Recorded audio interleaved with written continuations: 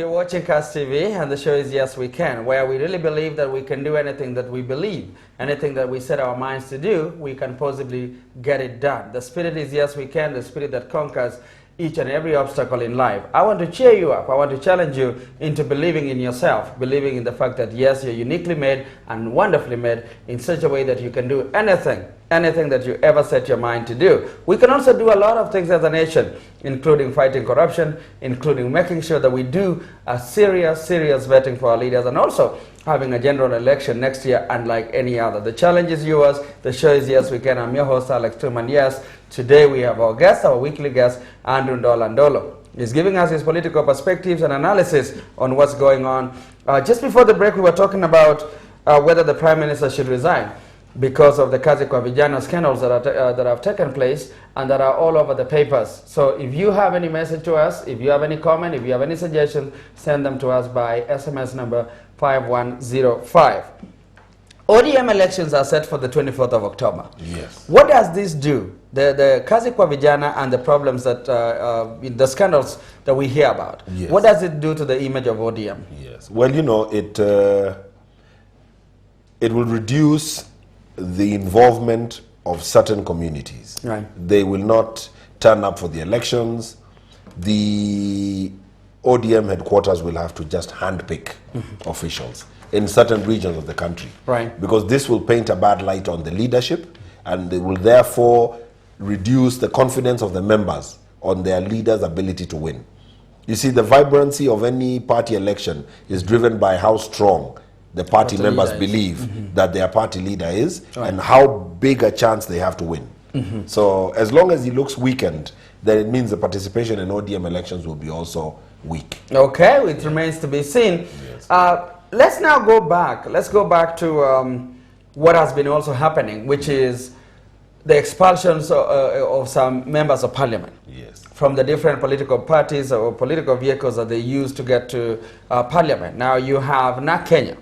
They've actually taken action on Kabogo, Honorable Kabogo. They've also taken action on Honorable Sonko. Yes. And I think right now we're just awaiting the registrar of political parties to actually act. Now you also have Safina, with Honorable Ephraim Minor actually being the victim here. Yes. What do you think is going to happen? What do you anticipate is going to happen? Will the political parties registrar take action, and will she uphold? Do you think these people will actually, their seats will be declared vacant? I believe that Minor has already expressed that he's ready to go to elections. So meaning that he's conceding? So he appears to have conceded. Okay. What that means is that because he's aiming for senator, it's probably good riddance to him, because he's spending money at a constituency that he's not coming to defend. So he might as well just go full. So he'll probably say, let me go for the Senate seat, let there be a by-election on the ground. It probably serves him well. Okay. When you look at Mike Sonko,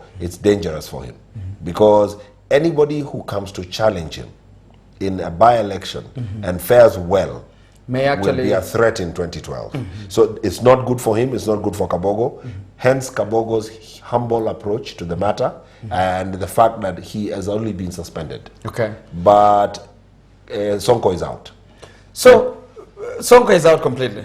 For everything I know, and so Sonko was expelled? He was expelled. But Kabogo was suspended? Kabogo was suspended. Kabogo went in with his lawyer, and from everything we've seen in the media, he presented a humble approach, which means that they've asked him to give an apology. So he understands the gravity of the whole issue? He's a businessman.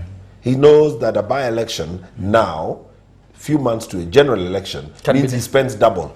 And it's also detrimental to his political career. He could win it, but he's going to spend double in a space of a year. So you think he might be spared the road? I suspect he will be spared the road. Okay, but you think Sonko is definitely on his way out? No, Sonko is out. Sonko has been rude to the chairman, party leader, and the party leader is going for the presidency. So she has got to stomp her authority now. And we do know that she does not take prisoners when it comes to battles. Absolutely. Yes. Now, do you think the leadership of Sonko, Honorable Sonko, his behavior and what he's been doing lately, do you think that really, do you think it has a damaging effect to the young and hopeful leaders of tomorrow. I mean, does this turn off the electorate? On electing young leaders, that is. He is the wrong role model for youthful leadership. He presents the opposite of what we should be presenting. He is the worst role model politically that we could have in this country. He will drive a vehicle without registration. He was seen vandalizing city council property. He is a bad image. And because he's a bad image, I suspect that the Honorable Martha Karua has realized that this guy is baggage. He's about, yeah, this guy is baggage. This guy will contaminate the party. Let's get rid of him when we can.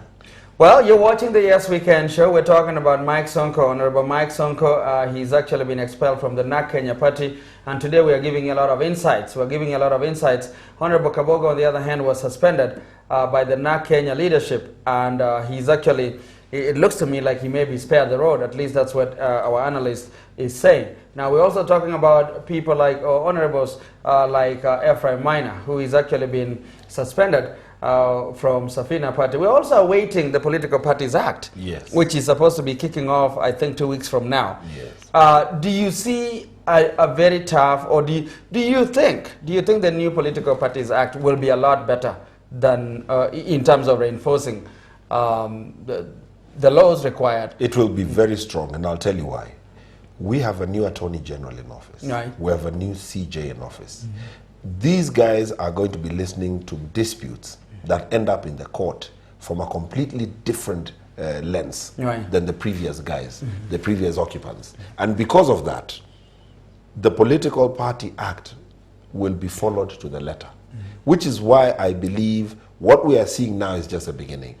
Now, and you talk about the new CJ, yes, and I was able to actually see him, one-on-one. Yes. A week ago when he was actually giving his speech on 120 days since he took office. Yes.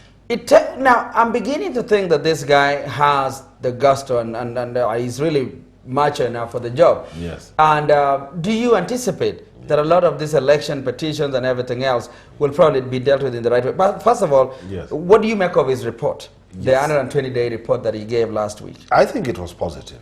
I want you to recognize the fact that he took office as a sole person from outside the system. His entire structure is full of the old guards. His entire structure is full of entrenched people. People who are so entrenched, they probably have cartels within the establishment. So for him to even make the strides he's making shows you the kind of leader he's going to be.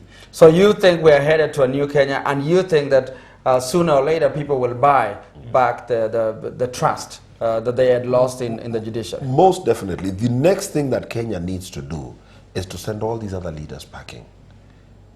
The next thing that Kenyans need to do is to bring in a fresh face in State House.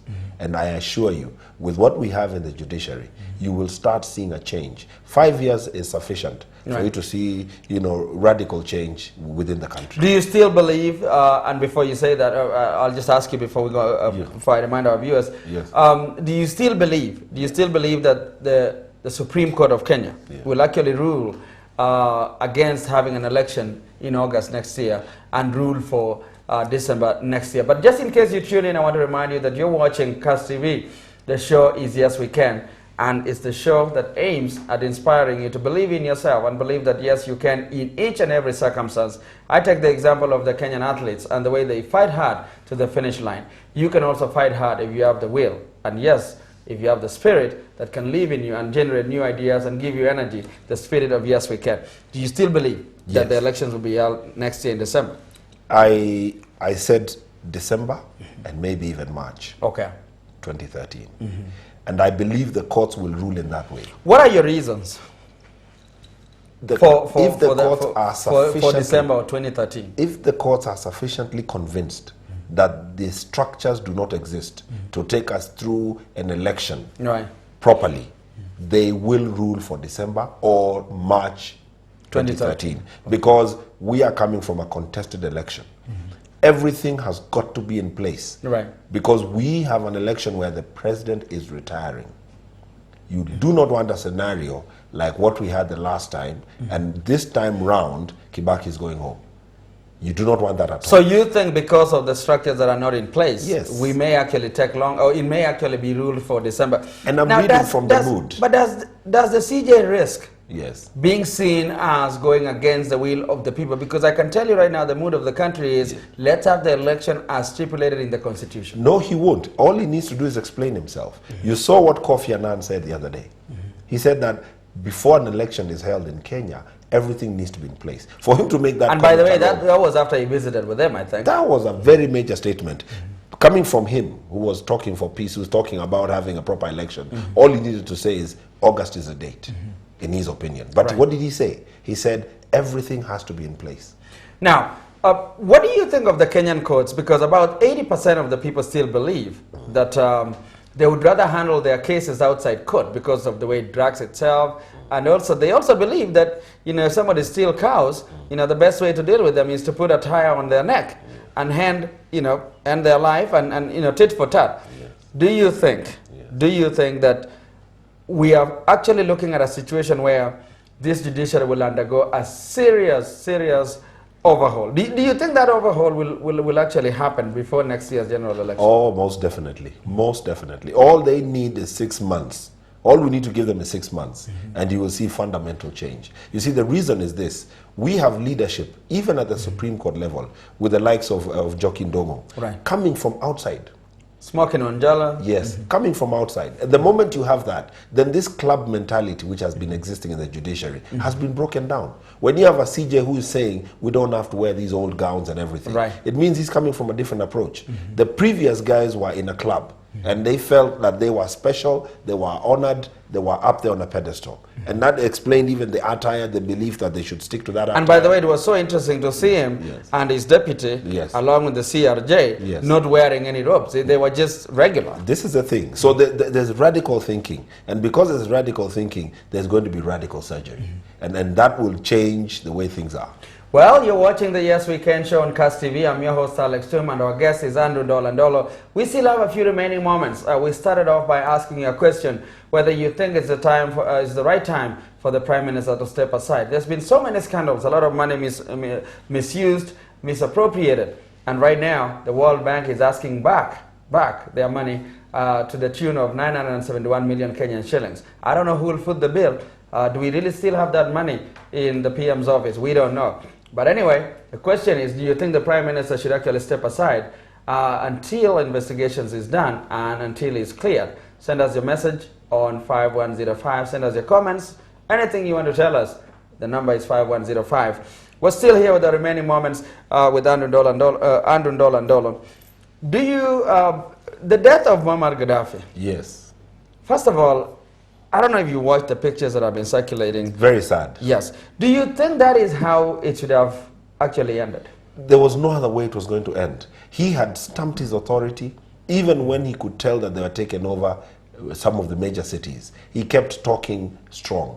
And he's dealing with a group of people who are so driven, they're willing to die. No, but I think the thing that I'm upset, that I would love to say, okay, let me put it this way. Yes.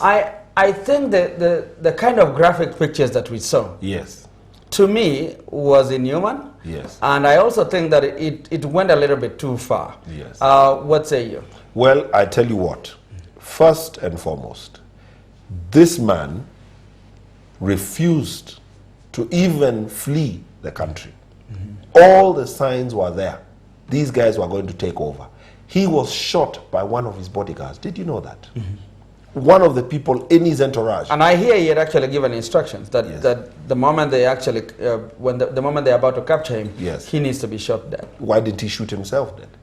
Well, it's a tough question. But I'll tell you why. But I think also, Ndola, let's look at how graphic that is. I mean, young kids watching this. I'll tell you what. And do you think there should have been some sort of restraint Yes. on the part of the media in The terms media of what has- kind of pictures they relay out? That is where the point is. The media has to hold back on those images.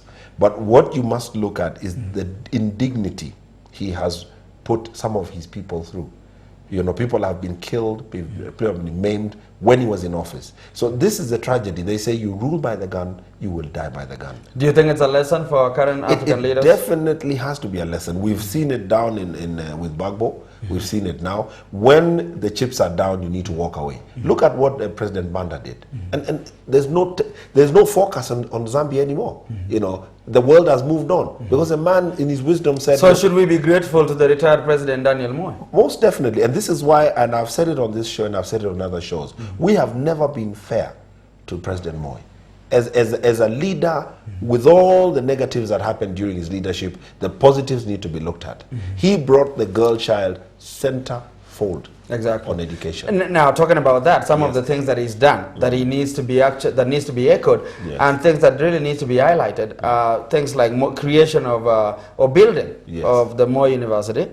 Also, the Moi Teaching and Referral Hospital, which, as you know, is seriously in a coma. In a coma in its operations. Last week, they actually, you have a hospital that is supposed to be treating patients in a coma, being in a coma itself. Do you see the irony there? Well, this the hospital that is supposed to be treating people in a coma is in a coma itself. And doesn't that tell you that we are so reactionary instead of being proactive? Because now you have Professor Anyang' Nyong'o, the Minister for Medical Services, saying, oh, well, you know, yesterday, apparently, Vice President Kalonzo Musyoka visited the hospital. And somehow Professor Anyang' Nyong'o feels like the Vice President overstepped. He says he's now the Vice President of this nation, has visited a hospital, and now as a minister who is junior to the Vice President, you say he's stepping on your toes. I know. With the whole protocol thing is lost. And you know what is so funny? Professor Anyang' Nyong'o, as a minister himself, has not even set foot at Moi Teaching and Referral Hospital. This is the thing. And this is the tragedy we are in. Everything has become so politicized and tribal because it is in Eldoret and because there's a tiff. What do you say about Moi Teaching and Referral Hospital? What is your call on this show? What would you say to Professor Anyang' Nyong'o? What would you say to Kibaki? What did you say to Prime Minister Raila Odinga about the issue? Because to me, if you have the second largest hospital, a referral hospital, after Kenyatta National Hospital, in a coma and on the verge of dying and collapsing, you should really have, you know, it should send a chill down the spine of these leaders. There's not much to say. It's so simple, it's amazing. They have failed. They have failed, and I think it's time for guys to go home.